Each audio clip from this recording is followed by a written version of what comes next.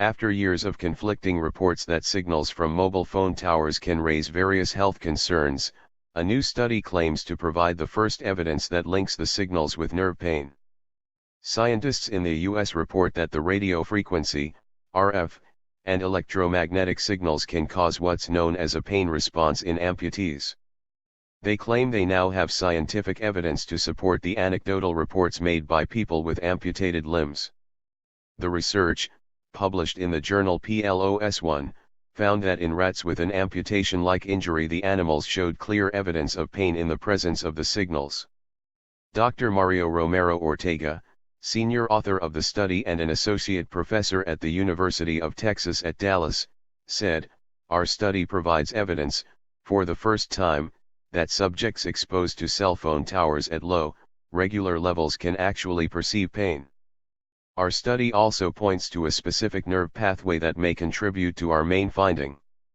The study is one of the first to look at electromagnetic fields, EMF, in an animal with a nerve injury, in which they report a persistent and significant pain response when exposed to radio frequency and EMF. Rats received either a nerve injury to simulate the pain of an amputation, or a sham operation in which the nerve was not damaged. Researchers believed the damaged nerves would form clumps called neuromas, in which the endings become inflamed and sensitive, and would potentially be more sensitive to stimulation, such as from RF and EMF signals. The rats were then exposed to EMF signals equivalent to standing near a mobile phone tower almost 131 feet, 40 meters, away. Animals received exposure for 10 minutes, once a week for 8 weeks.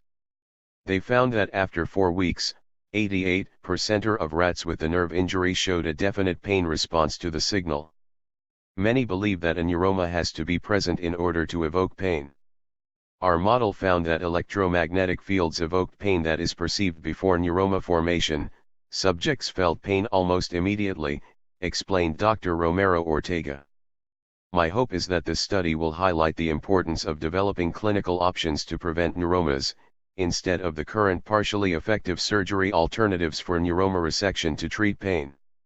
Analysis of the animal cells showed that one protein in particular, TRPV4, may play a key role in the nerve-damaged rat's pain response and, said Romero Ortega, is worthy of further exploration. The scientists said sensitivity in humans is often labeled as psychosomatic, and so the phenomenon is not given the attention it requires. Dr. Romero Ortega concluded, in our study, the subjects with nerve injury were not capable of complex psychosomatic behavior. Their pain was a direct response to man-made radio frequency electromagnetic energy.